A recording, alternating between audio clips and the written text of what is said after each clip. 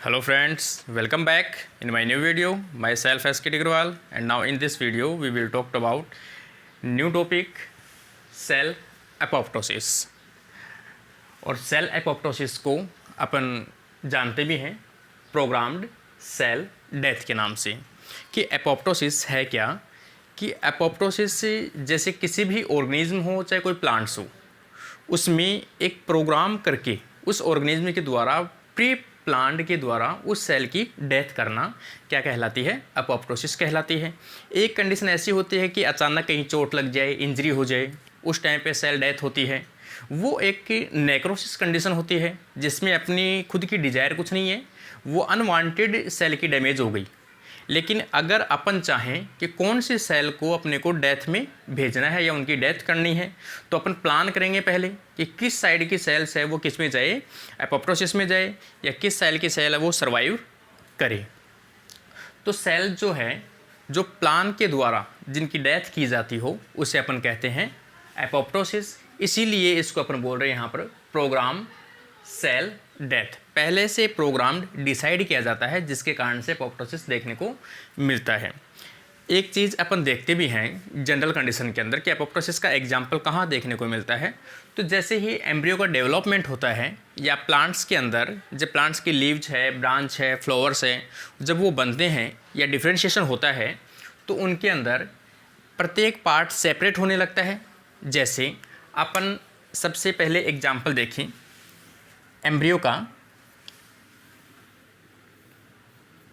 या फिर पहले तो अपन ये कहें कि एपोप्टोसिस क्या है। एपोप्टोसिस क्या है?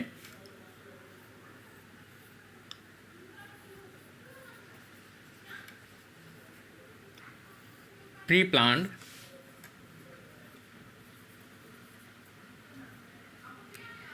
Decided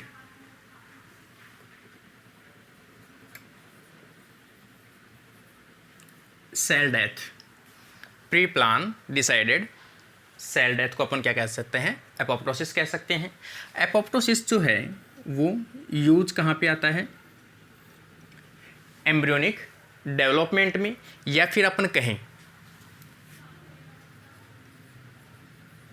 morphogenesis.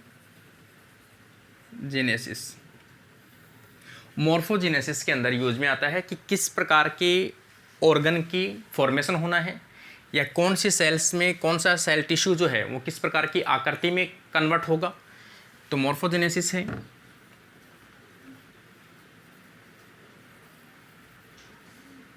ऑर्गेनोजेनेसिस है, ऑर्गन का फॉर्मेशन करना है। या फिर मॉर्फोजेनेसिस के अंदर अपन कहें तो shape and size of organ. किसी भी सेल की या ऑर्गन की अपन बात करें, उसकी शेप और साइज कैसी होगी तो वो डिसाइड कौन करता है, एपोप्टोसिस करता है। जैसे अपन एग्जांपल देखते हैं कि सबसे पहले एम्ब्रियोनिक कंडीशन,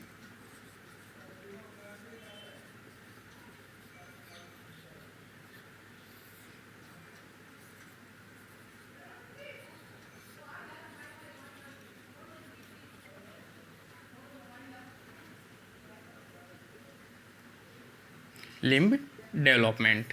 कि जैसे ही अपनी जो डिजिटल है या डिजिट्स हैं, अपनी जो फिंगर है,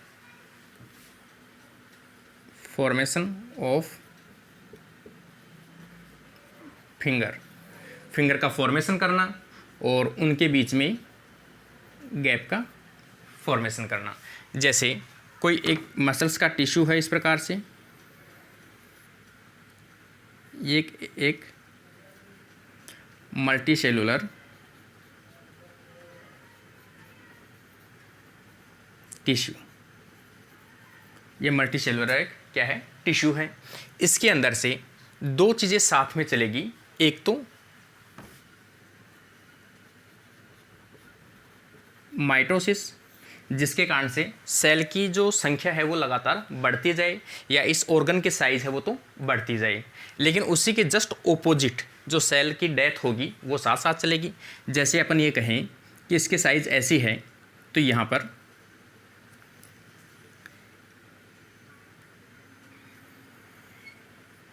जैसे अपन कहें यहाँ पर क्या होगा, एपोप्टोसिस होगा। इस प्रकार से ये क्या होगा, एपोप्टोसिस होगा।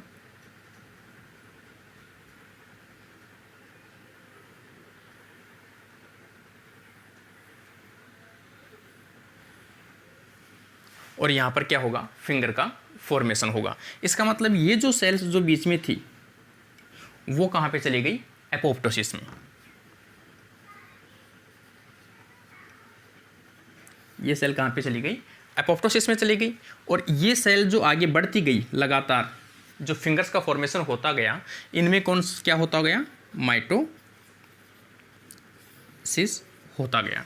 इसका मतलब किसी भी ऑर्गेनिज्म जो मल्टीसेलुलर ऑर्गेनिज्म है उसकी अपन कहें कि जो मॉर्फोजेनेसिस है, उसकी शेप और साइज और उसकी आकृति जो है उसको बनाने के लिए दो एक्टिविटी रेस्पॉन्सिबल होती है।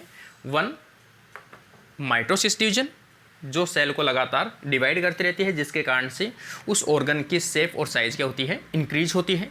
उसी के साथ में उसके जस्ट ऑपोजिट वर्क करता है एपोप्टोसिस, कि जो सेल्स वहाँ पर अपने को एक पर्टिकुलर शेप और आकृति देनी होती है तो उसमें कुछ सेल्स है उसको डैमेज करना पड़ेगा। तो वो एक प्री प्लान होती है, उस ऑर्गेनिज्म की एक स्पेसिफिसिटी होती है कि उस ऑर्गेनिज्म में कौन सी सेल्स है वो एपोप्टोसिस में जानी है। तो वो होगा एपोप्टोसिस, जिसके कारण से अपनी फिंगर्स का फॉर्मेशन होता है। सेम इसी प्रकार से जैसे कोई भी प्लांट्स की बात करें अपन,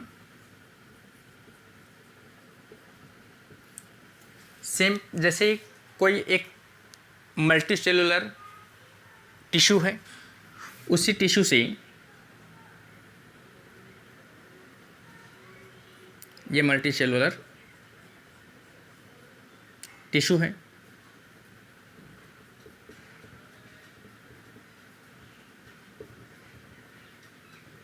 इस मल्टीसेलुलर टिश्यू से क्या निकलेगी, यहाँ पर प्राइमोर्डिया निकलेगी। जैसे यहाँ पर अपन कहें लीफ प्राइमोर्डिया निकलेगी। इसका मतलब यहाँ की जो सेल्स है,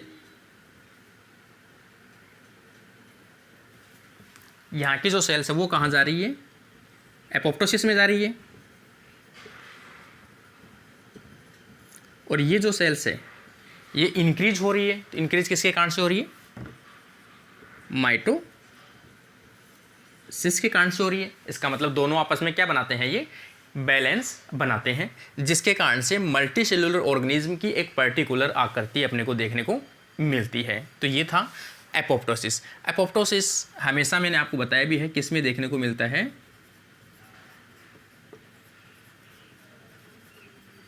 मल्टी सेलुलर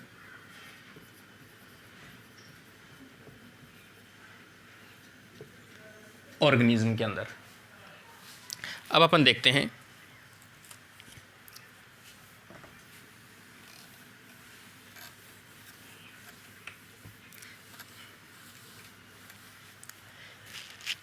एपोप्टोसिस की सबसे पहले जो स्टडी है किसमें की गई थी, सी एलिगेंस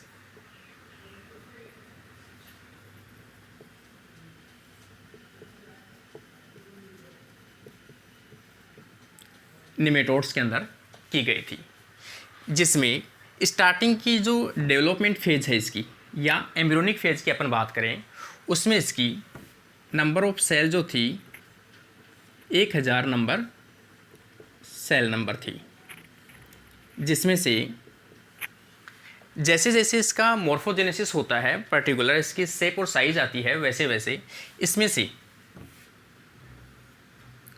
131 जो सेल है किस में चली जाती है, एपोप्टोसिस के अंदर चली जाती है।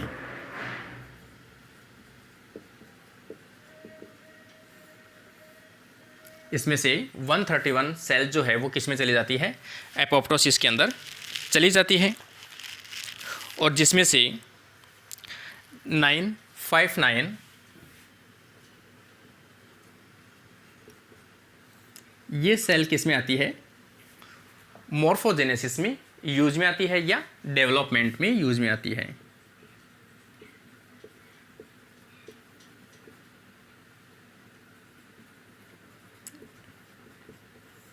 यूज्ड सेल, जो किस में आती है, डेवलपमेंट के अंदर यूज आती है।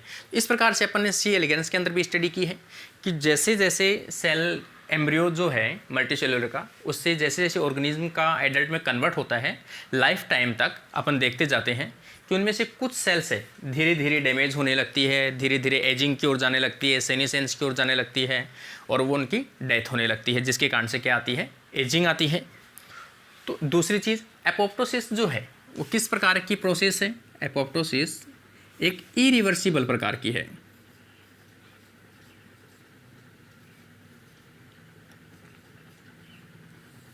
इरिवर्सिबल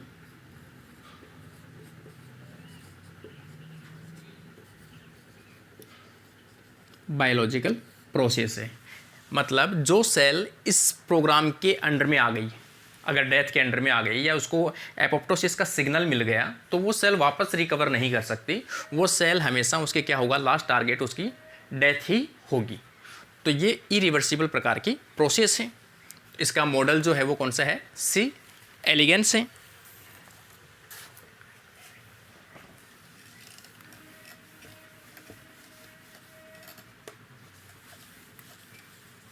इसके अलावा देखें, ये जो टर्म है ये एपो और ये टोसिस, दो टर्म से बना हुआ है, जिसका मतलब है एपो का मतलब है फ्रॉम और इसका मतलब है फॉलिंग। इसका मतलब है फॉलिंग, मतलब एपोप्टोसिस का मतलब सीधी सी बात है जो सेल्स गिर गई, मतलब जो सेल्स डैमेज हो गई, जो सेल नष्ट हो गई, जिसकी डेथ हो गई हो। कहाँ से, पहले कहीं ना कहीं तो वो थी किसी ऑर्गन के अंदर, और फिर वहाँ से वो सेल क्या हो गई, डैमेज में चली गई या नष्ट हो गई, तो उसे इसका टर्म बना हुआ है एपो, फॉल फ्रॉम, या कहीं से गिर गई, कहीं कर गिर कर जाकर मर जाना या गिरना या उसका डैमेज होना, उसी को कहते हैं एपोप्टोसिस। तो ये एपोप्टोसिस का इसका अर्थ था। मल्टीसेलुलर की ये विशेषता है कि उसकी शेप और साइज किस प्रकार से आती है, तो ये इससे आती है। आगे अपन देखते हैं कि एपोप्टोसिस के अंदर या एपोप्टोसिस जो है वो कहाँ कहाँ पे आवश्यक होती है, या अपन कहें need of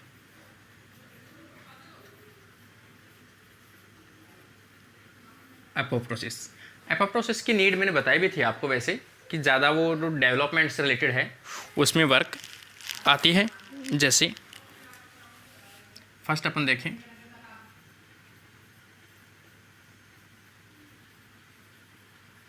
development of embryo, या इसी को अपन कह सकते हैं मोर्फोजेनेसिस। मोर्फोजेनेसिस किसके अंदर यूज में आता है, जो मैंने अभी आपको फॉर्मेशन ऑफ फिंगर का बताया भी था आपको एग्जांपल। अगला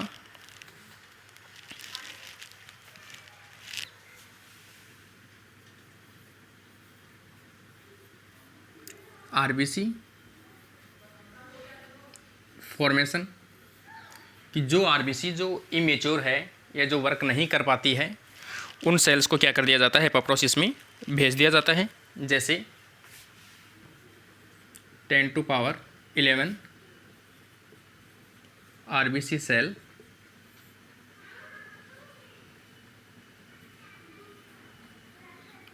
पर डे किस में जाती है, एपोप्टोसिस में जाती है, एपोप्टोसिस में जाती है। इसके अलावा थर्ड पॉइंट अपन देखें न्यूरल डेवलपमेंट।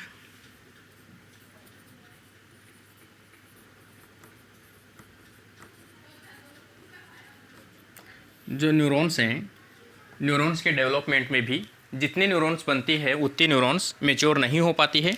उनमें से कुछ न्यूरॉन्स है, 50% न्यूरॉन्स है वो किस में चली जाती है, एपोप्टोसिस में चली जाती है।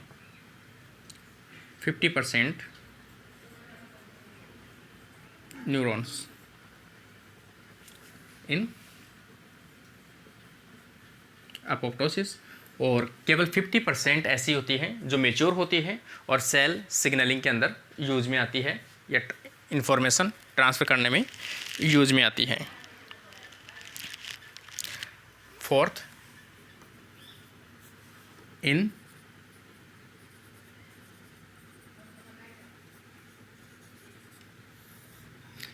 इम्यूनोलॉजी, अपन इम्यूनोलॉजी की बात करें कि कोई भी सेल से जो टारगेट हो उसको एलिमिनेट कर दिया जाता है, या कोई भी इन्फेक्टेड सेल्स को आइडेंटिफाई करके उसको क्या कर दिया जाता है, डैमेज कर दिया जाता है या उसको एपोप्टोसिस में भेज दिया जाता है। जैसे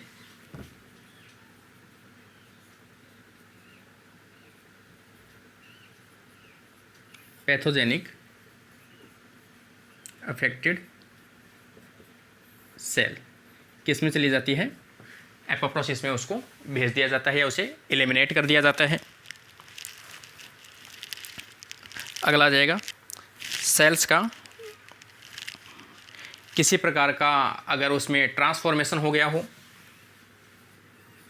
अनवांटेड प्रकार का अगर उसमें कोई ट्रांसफॉर्मेशन हो गया हो, ट्रांसफॉर्मेशन ऑफ सेल, अगर किसी भी सेल में अनवांटेड प्रकार के अगर चेंजेस होते हैं जो उस ऑर्गेनिज्म के लिए क्या हो, हार्मफुल हो सकते हैं, उन सभी सेल्स को किस में डाल दिया जाएगा, एपोप्टोसिस में, एपोप्टोसिस में भेज दिया जाएगा। अगला अपन देखें कि कोई भी ऐसी सेल्स हो जो वायरल इन्फेक्टेड हो,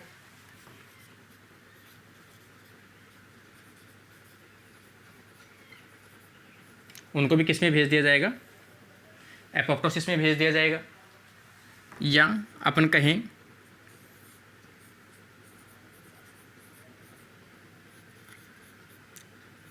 ट्यूमर सेल्स हो, उनको भी आइडेंटिफाई करके किसके अंदर भेज दिया जाएगा, एपोप्टोसिस में भेज दिया जाएगा। तो एपोप्टोसिस है अपनी बॉडी के अंदर लाइफ टाइम तक वर्क करने वाली एक बायोलॉजिकल प्रोसेस है जो हर जगह अपने को क्या होती है, रिक्वायरमेंट होती है। आगे अपन देखते हैं कि किसी भी सेल को, या अपन कहें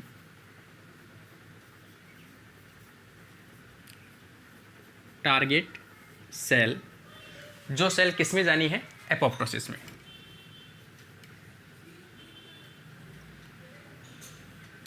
उस सेल टारगेट सेल को क्या मिलता है, सिग्नल मिलता है।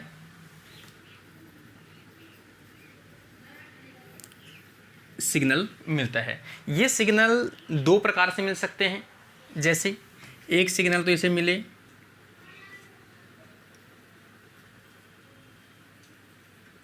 एक्सट्रेंसिक सिग्नल, सेल के बाहर से सिग्नल आए कि इस सेल को किस में जाना है, एपोप्टोसिस में जाना, उसकी डेथ होनी है। या फिर इस सेल को कैसा हो,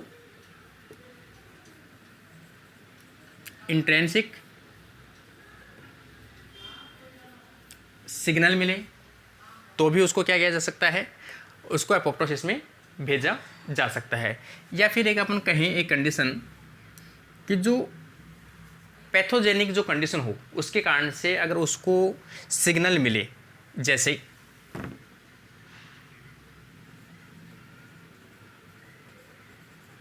ग्रेन्जाइम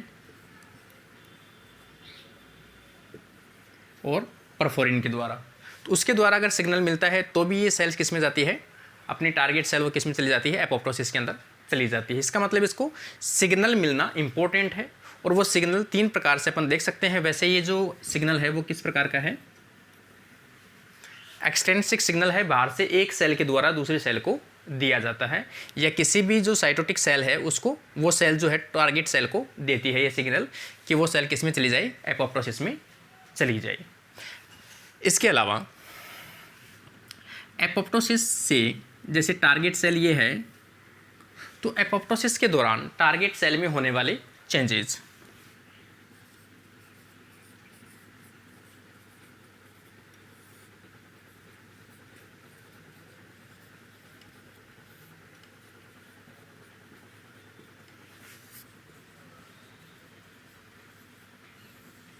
होने वाले चेंजेज। तो ये जो चेंजेज होते हैं इसको अगर अपन देखें कि सबसे पहले जो सेल है वो किस प्रकार की होगी कि उसमें इस प्रकार की कुछ चेंजेज इस प्रकार से देखने को मिलने लगता है, या उनकी जो मेम्ब्रेन है वो कैसी होने लगती है, डिस्टर्ब होने लगती है। तो यहाँ पर अपन इसके जो करेक्टर्स हैं उसमें इंक्लूड कर सकते हैं ब्लेबिंग,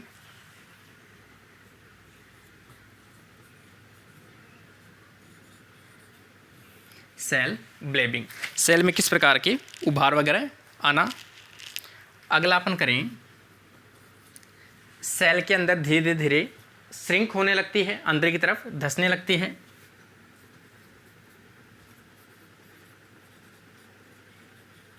सेल श्रिंकेज, धीरे धीरे सेल है वो सिकुड़ने लगती है।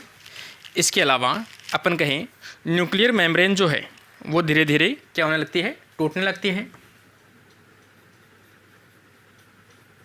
न्यूक्लियर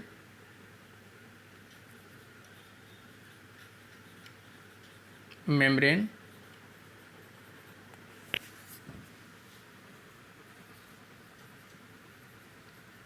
फ्रेगमेंटेशन होने लगता है। इसके अलावा जो जेनेटिक मटेरियल है उसका क्या होता है, कंडेंसेशन होता है। तो क्रोमेटिन्स का क्या होने लगता है, कंडेंसेशन होने लगता है।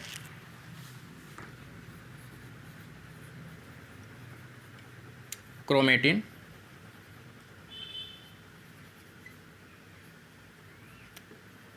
कंडेंसेशन होने लगता है यहाँ पर। इसके अलावा आगे अपन लास्ट में देखें, जैसे ही क्रोमेटिन कंडेंसेशन होने लगता है तो लास्ट के अंदर फ्रेगमेंट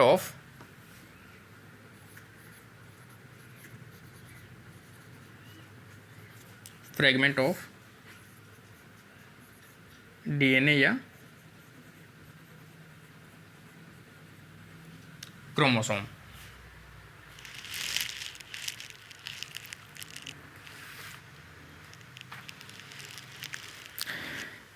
ये जो स्टेज है इसी स्टेज को अपन यहाँ पर कह सकते हैं कि सेल जो श्रिंक होती है वो किस कारण से होती है, क्योंकि इनके अंदर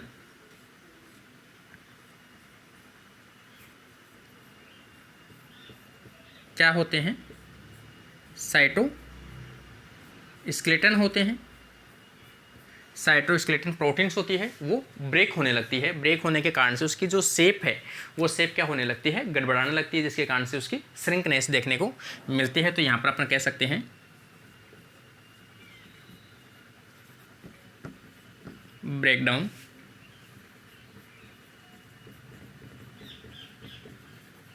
साइटोस्केलेटन्स। साइटोप्लाज्म का जो साइटोस्केलेटन्स है वो क्या होने लगता है, ब्रेक होने लगता है। तो ये जो करेक्टर्स हैं ये किसके करेक्टर हैं, एपोप्टोसिस के करेक्टर हैं। कई बार जो एग्जाम है, एग्जाम के अंदर ये पूछे भी जाते हैं इनकी सीक्वेंस कि किस प्रकार के करेक्टर हैं जो एपोप्टोसिस के होते हैं। दूसरे अगर अपन कहें,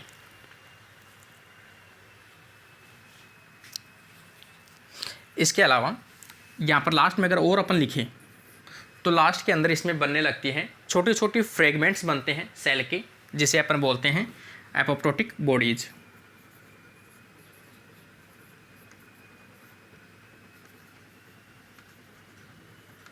एपोप्टोटिक बॉडीज सबसे लास्ट के अंदर बनती है, छोटी छोटी वेसिकल्स बनते हैं जिनको किसके द्वारा नष्ट कर दिया जाता है, मैक्रोफेजेज के द्वारा।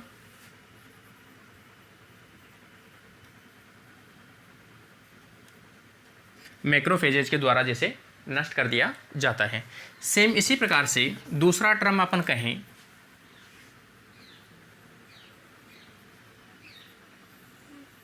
नेक्रोसिस। नेक्रोसिस भी अपने आप में एक क्या है, सेल डेथ है। नेक्रोसिस क्या है, सेल की डेथ है। और सेल की डेथ किस प्रकार से है, इस पे अनकंट्रोल वाली है, इसमें किसी भी प्रकार का ऑर्गेनिज्म का कंट्रोल नहीं होता है।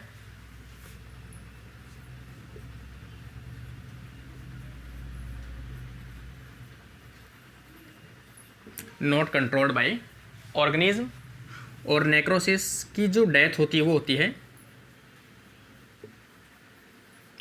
इंजरी या डैमेज से। किसी भी प्रकार की अगर इंजरी या घाव या डैमेज होता है तो उसके कारण से सेल्स का क्या होता है, सेल की डेथ होती है, तो उसी प्रोसेस को अपन क्या कहते हैं, नेक्रोसिस कहते हैं। नेक्रोसिस की जो कंडीशन है, उसके जो करेक्टर्स हैं, उसमें करेक्टर क्या आएगा, पहला कि जहाँ पर नेक्रोसिस हुआ है वहाँ पर सेल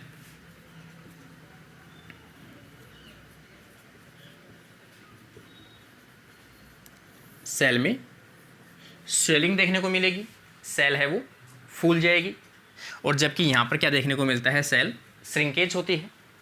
दूसरा, इसके अंदर जो साइटोप्लाज्म है वो सेल का क्या होता है, सेल से बाहर निकल जाता है साइटोप्लाज्मिक कंपोनेंट।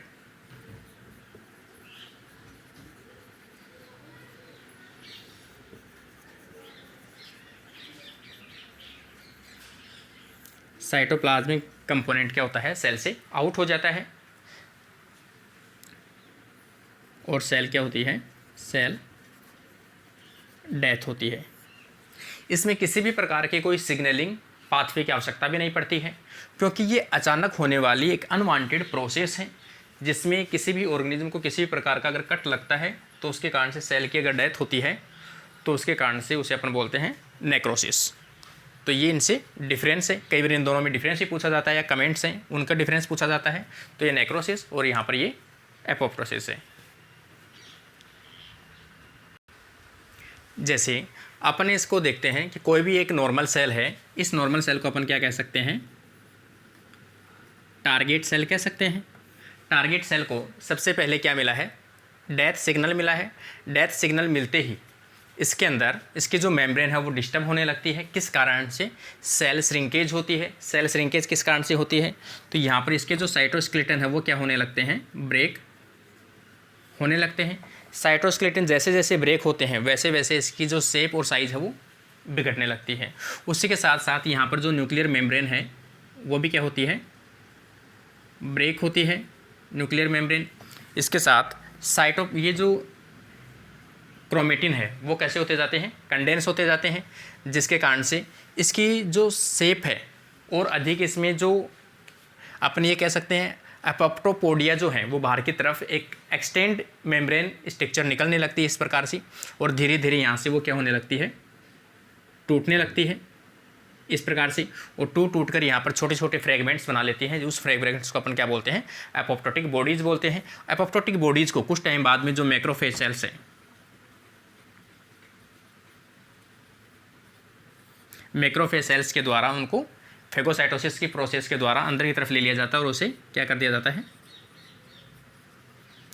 डिस्ट्रॉय कर दिया जाता है। तो ये प्रोसेस जो है वो क्या है, एपोप्टोसिस की प्रोसेस है।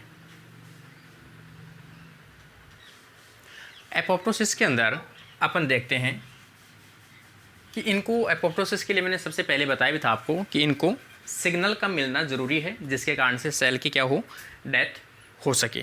तो सिग्नल के लिए अपन देखते हैं कि सिग्नल जैसे ही मिलता है तो इनकी सेल्स जो होती है उन सेल्स में कुछ प्रोटीन्स पाई जाती है, जिसे अपन कहते हैं कास्पेज प्रोटीन।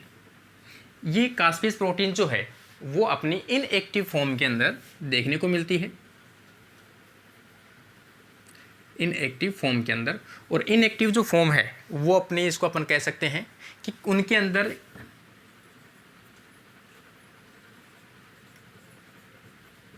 कैटालाइटिक या प्रोटियोलाइटिक एक्टिविटी प्रेजेंट होती है। और प्रोटियोलाइटिक एक्टिविटी का मतलब है कि जब तक वो जो सेल्स है या जो प्रोटीन है वो इस फॉर्म में है, कंप्लीट की फॉर्म के अंदर, तो वो कैसी है, इनएक्टिव फॉर्म है।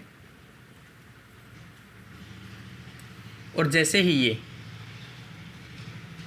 ब्रेक होती है,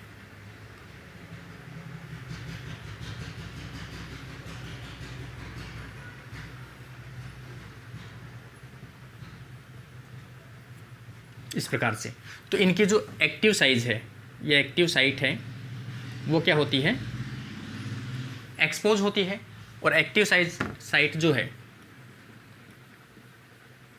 एक्टिव साइट एक्सपोज होते ही ये अपनी एक्टिव फॉर्म के अंदर कन्वर्ट हो जाते हैं। इस प्रकार की जो प्रोटीन है उसे अपन कहते हैं यहाँ पर प्रोकास्पेज।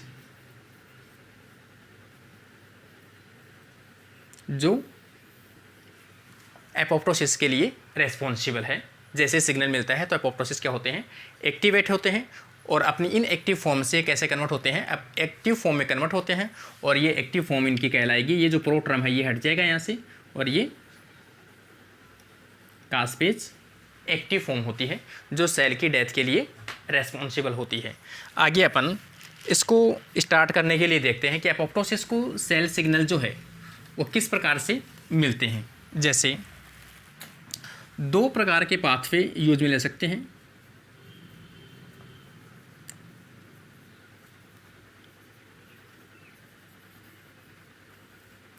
दो प्रकार के जो पाथवे है एपोप्टोसिस के वो यूज में ले सकते हैं। जैसे एक तो आ जाएगा अपन एक्सट्रिंसिक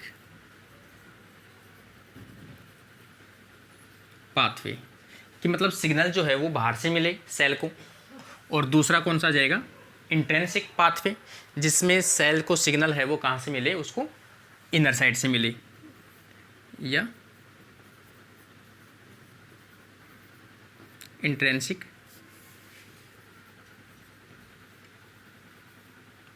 पाथवे। इस प्रकार से दो पाथवे हैं, जो एक्सटर्नल और एक इंटरनल। ये उनके सिग्नलिंग मॉलिक्यूल के बेस के आधार पर है कि सिग्नलिंग मॉलिक्यूल किस प्रकार से उनको मिलते हैं, बाहर से मिलते हैं या इनर साइड से मिलते हैं। जैसे अपन फर्स्ट को देखते हैं, एक्सट्रिंसिक पाथवे। इसे अपन एक्सट्रिंसिक एपोप्टोटिक पाथवे भी कह सकते हैं।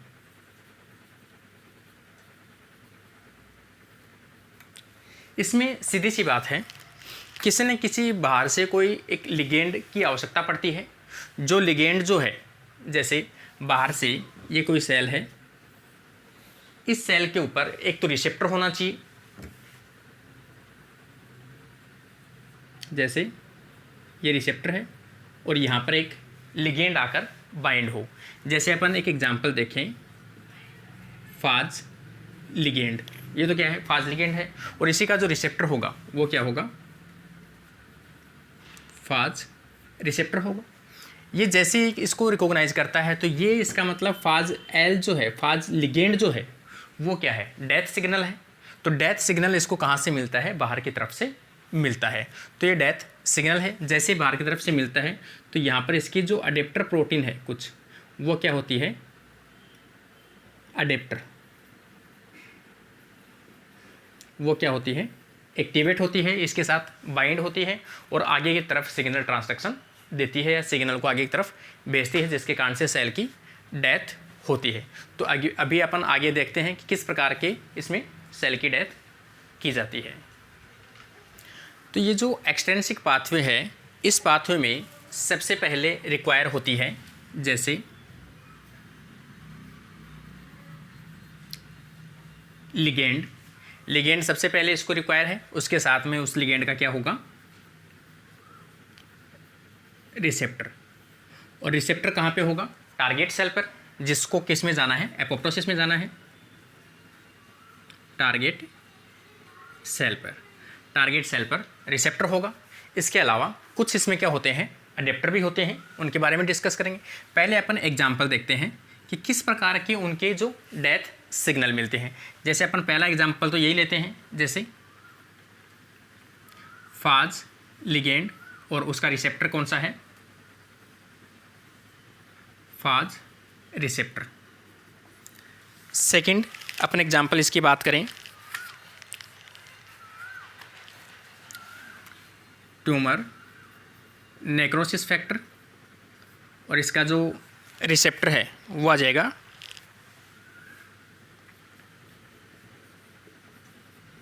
Tumour necrosis factor receptor 1। इसके अलावा थर्ड देखें, एपो 3L, ये तो आ जाएगा लिगेंड और इसका रिसेप्टर आ जाएगा DR3। इसी प्रकार से फोर्थ अपन एग्जांपल देखें, तो यहाँ पर एपो 2L और इसका जो रिसेप्टर है वो आ जाएगा DR4। सेम इसी प्रकार से फिफ्थ जो है वो आ जाएगा एपो O2L और यहाँ पर इसका रिसेप्टर आ जाएगा DR5। इस प्रकार से इनके जो रिसेप्टर हैं और उनके लिगेंड जो हैं वो किसके सिग्नल देते हैं, एक सेल डेथ के सिग्नल देने वाले आपस में एक कॉम्प्लेक्स बनाते हैं, जिसके कारण से आगे सिग्नल ट्रांसफ़र होता है। इसके अलावा अपन देखते हैं कि कुछ जो अडेप्टर प्रेजेंट होते हैं, इसमें कुछ अडेप्टर प्रोटीन भी प्रेजेंट होते हैं, जो कहाँ पे बाइंड होते हैं, इनके जो रिसेप्टर हैं, रिसेप्टर के साइटोप्लाज्मिक साइड के ऊपर कुछ रिसेप्टर या जो अडेप्टर हैं वो बाइंड होते हैं। उन अडेप्टर को या उन अडेप्टर के जो एग्जाम्पल हैं वो अपन देख सकते हैं, जैसे FADD, इसके अलावा TRADD,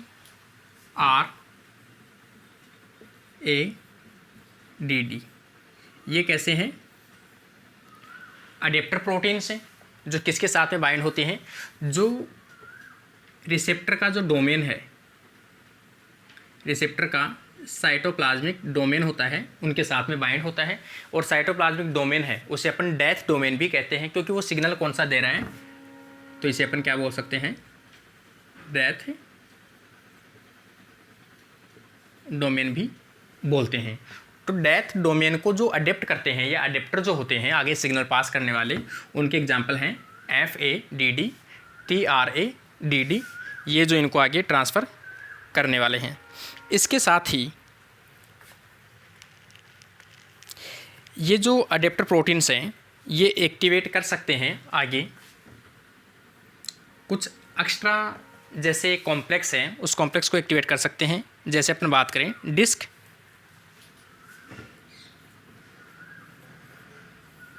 इस कॉम्प्लेक्स को ये क्या करते हैं, एक्टिवेट कर सकते हैं, और जिसे अपन क्या कह सकते हैं, डेथ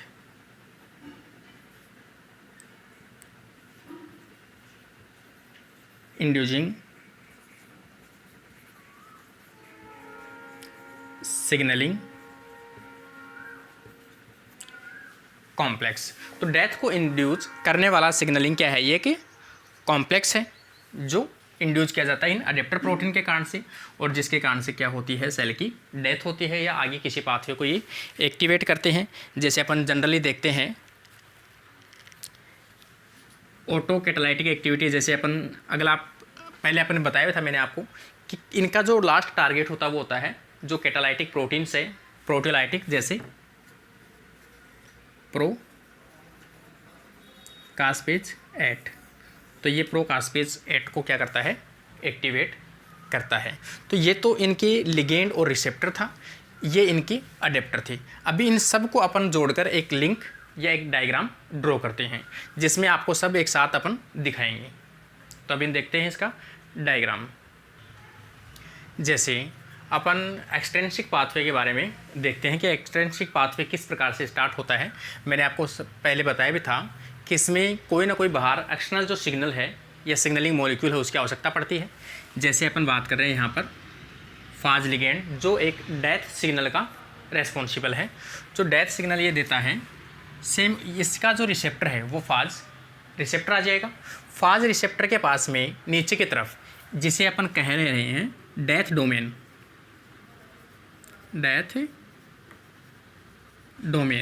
डेथ डोमेन के साथ आके क्या बाइंड होता है, अडेप्टर प्रोटीन आके बाइंड होती है, अडेप्टर प्रोटीन आकर बाइंड होती है। ये अडेप्टर प्रोटीन है FADD। अडेप्टर प्रोटीन जो है वो बाइंड करती है प्रोकास्पेज 8 को। प्रोकास्पेज 8 जो है उसको क्या है, प्रोटियोलाइटिक एक्टिविटी है। प्रोटियोलाइटिक एक एंजाइम एक्टिव है तो जो क्या करेगा अपनी एक्टिव फॉर्म में, ब्रेक होते ही अपनी एक्टिव फॉर्म में आ जाएगा, जिसे अपन कहेंगे कास्पेज 8। कास्पेज 8 कैसा है, अपनी एक्टिव फॉर्म के अंदर है। ये कास्पेज 8 है। कास्पेज 8 जो है वो एक्टिवेट करता है एक प्रोटीन, जिसे अपन कहते हैं बैड प्रोटीन। ये बैड प्रोटीन को एक्टिवेट करता है। ये जो बैड प्रोटीन है वो क्या करता है कि जो माइटोकॉन्ड्रिया है, ये क्या है,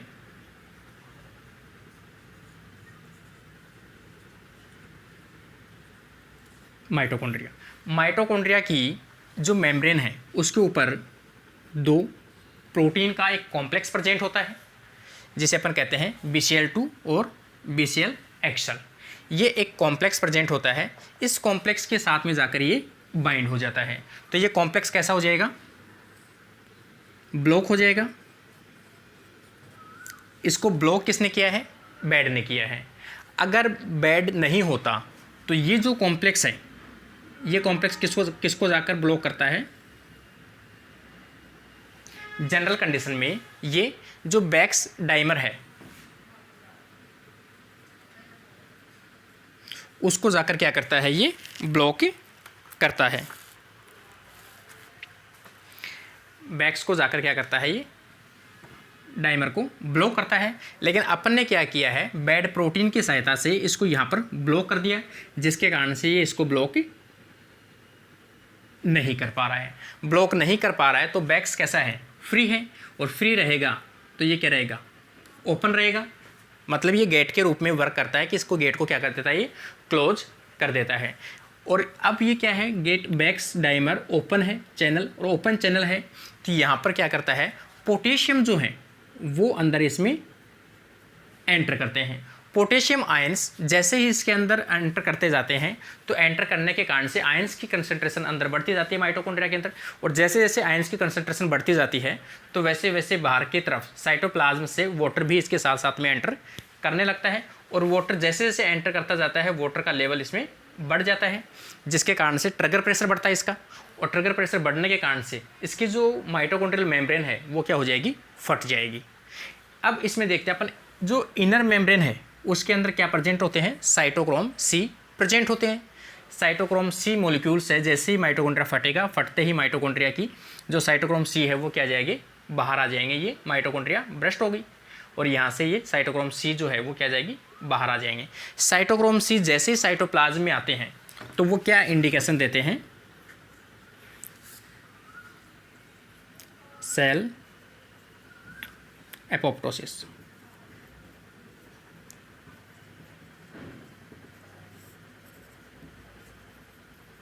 सिग्नलिंग कि अगर साइटोप्लाज्म के अंदर साइटोक्रोम C देखने को मिलता है किसी सेल के अंदर, दैट मीन्स वो किसका सिग्नल दे रहा है, एपोप्टोसिस का सिग्नल दे रहा है। क्योंकि जनरल कंडीशन के अंदर साइटोक्रोम C साइटोप्लाज्म में प्रेजेंट नहीं होता है। Cytochrome C only mitochondrial inner membrane के अंदर प्रेजेंट होता है। लेकिन अगर किसी कंडीशन में बाहर दिखाई देता है, दैट मीन्स वो जो सेल्स है वो अभी किस में जाने वाली है, एपोप्टोसिस में जाने वाली है। अब जैसे साइटोक्रोम C बाहर आता है तो साइटोक्रोम C जो है कुछ प्रोटीन्स है, जैसे एपोप्टोटिक प्रमोटिंग एक्टिवेटिंग फैक्टर, ये जो है इसको अपन बोल सकते हैं एपोप्टोटिक प्रमोटिंग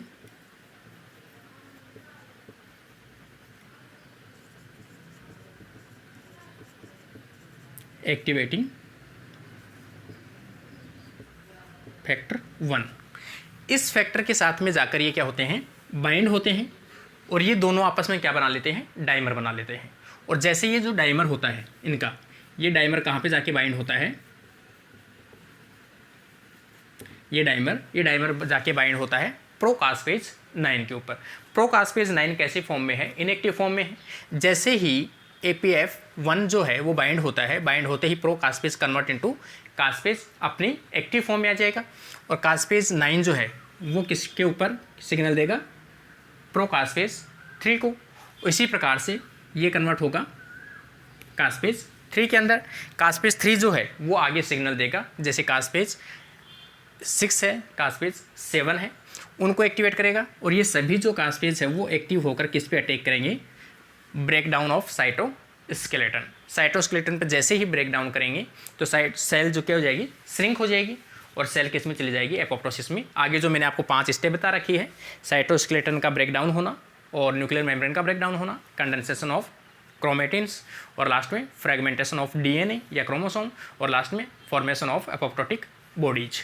तो उस प्रकार से ये सेल किस में चली जाएगी, सेल डेथ में चली जाएगी। तो इस प्रकार का ये जो पाथवे है वो पाथवे किस प्रकार का था, अपना एंट्रेंसिक प्रकार का या एक्सट्रेंसिक प्रकार का पाथवे था। ठीक है, अभी अपना जो सेकंड पाथवे जो आएगा वो कौन सा आ जाएगा, इंट्रेंसिक पाथवे आ जाएगा। अभी अपन बात करते हैं इंट्रेंसिक पाथवे की। तो सभी ये जो अपन पार्ट सेकंड जो है इसका, जैसे इंट्रेंसिक जो पाथवे है, इंट्रेंसिक पाथवे को अपन पार्ट सेकंड के अंदर बात करेंगे क्योंकि वीडियो की जो लेंथ है वो काफ़ी लॉन्ग हो रही है, इसलिए अपन जो सेकंड पार्ट है उसके अंदर जो आगे पाथवे बचे हुए हैं उसके बारे में अपन डिस्कस करेंगे। तो सभी स्टूडेंट्स से उम्मीद करता हूँ कि ज़्यादा से ज़्यादा वीडियो को लाइक और सब्सक्राइब कीजिए और चैनल को सब्सक्राइब कीजिए और अपने फ्रेंड्स को ज़्यादा से ज़्यादा शेयर कीजिए ताकि मुझे रेस्पॉन्स मिलते रहे, आपके लिए video time to time send करता रहूं। और ये जो वीडियो है वो आपको पीजी क्लासेस है या फिर अदरवाइज़ किसी भी प्रकार के आप एंट्रेंस एग्ज़ाम देते हो या CSIR नेट है या गेट है उनसे रिलेटेड, जैसे बायोटेक्नोलॉजी से है या एक्सेल प्रकार का है, लाइफ साइंस से रिलेटेड है, उन सभी के अंदर ये सिलेबस के अंदर मेंशन की हुई चीज़ें हैं जो इम्पोर्टेंट हैं, उन्हीं को मैं क्लासेस के अंदर पढ़ा रहा हूँ। Thank you friends.